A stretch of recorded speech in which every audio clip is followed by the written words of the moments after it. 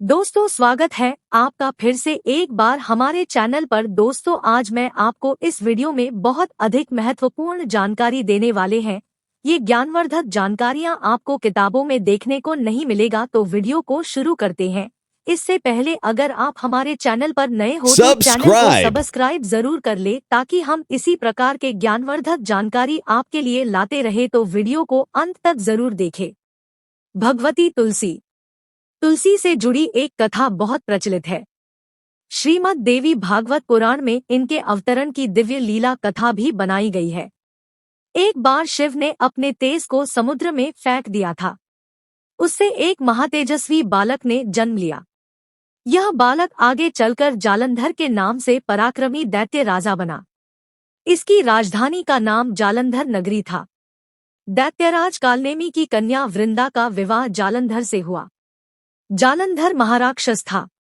अपनी सत्ता के मद में चूर उसने माता लक्ष्मी को पाने की कामना से युद्ध किया, परंतु समुद्र से ही उत्पन्न होने के कारण माता लक्ष्मी ने उसे अपने भाई के रूप में स्वीकार किया। वहां से पराजित होकर वह देवी पार्वती को पाने की लालसा से कैलाश पर्वत पर गया। भगवान देवाधिदेव शिव का ही रूप धरकर माता पार्वती के समीप गया, परंतु मां ने अपने योगबल से उसे तुरंत पहचान लिया तथा वहां से अंतर्ध्यान हो गई। देवी पार्वती ने क्रुद्ध होकर सारा वृतांत भगवान विष्णु को सुनाया। जालंधर की पत्नी वृंदा अत्यंत पतिव्रता स्त्री थी। उसी के पतिव्रत धर्म की शक्ति से जालंधर न तो मारा जाता था और न ही पराजित होता था। इसीलिए जालंधर का नाश करने के लिए वृंदा के पतिव्रत धर्म को भंग करना बहुत जरूरी था। इसी कारण भगवान विष्णु ऋषि का वेश धारण कर वन में जा पहुंचे, जहां वृंदा अकेली भ्रमण कर रही थी। भगवान के साथ दो मायावी राक्षस भी थे, जिन्हें देखकर वृंदा भयभीत हो गई। ऋषि ने वृंदा के सामने पल में दोनों को भस्म कर दिया।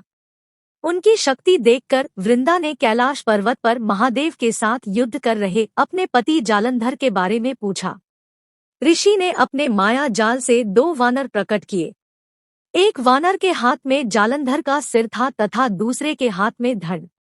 अपने पति की यह दशा देखकर वृंदा मूर्छित होकर गिर पड़ी। होश में आने पर उन्होंने ऋषि रूपी भगवान से विनती की कि वह उसके पति को जीवित करें। भगवान ने अपनी माया से पुनः जालंधर का सिर धड़ से जोड़ दिया, परंतु स्वयं भी वह उसी शरीर में प्रवेश कर गए। वृंदा को इस छल का जरा आभास न हुआ। जालंधर बने भगवान के साथ वृंदा पतिव्रता का व्यवहार करने लगी, जिससे उसका सतीत्व भंग हो गया। ऐसा होते ही वृंदा का पति जालंधर युद्ध में हार गया। इस सारी लीला का जब वनृदा को पता चला तो उसने क्रुद्ध होकर भगवान विष्णु को शिला होने का श्राप दे दिया तथा स्वयं सती हो गई। जहां वृंदा भस्म हुई वहां तुलसी का पौधा उगा।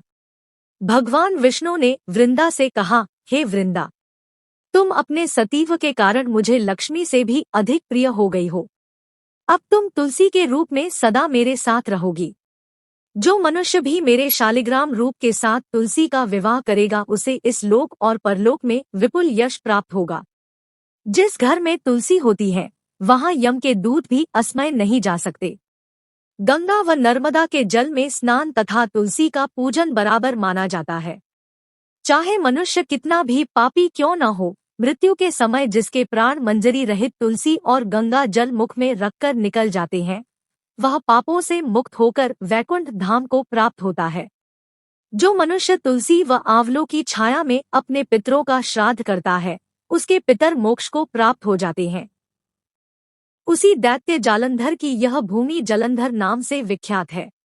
सती वृंदा का मंदिर मोहल्ला कोट किशनचंद में स्थित है। कहते हैं इस स्थान पर एक प्राचीन गुफा थी जो सीधी हरिद्वार तक जाती थी। सच्चे मन से 40 दिन तक सती वृंदा देवी के मंदिर में पूजा करने से सभी मनोरथ पूर्ण होते हैं। दोस्तों आपको ये वीडियो कैसा लगा कमेंट करके जरूर बताइए। मिलते हैं अगले वीडियो में एक नए ज्ञानवर्धक जानकारी के साथ।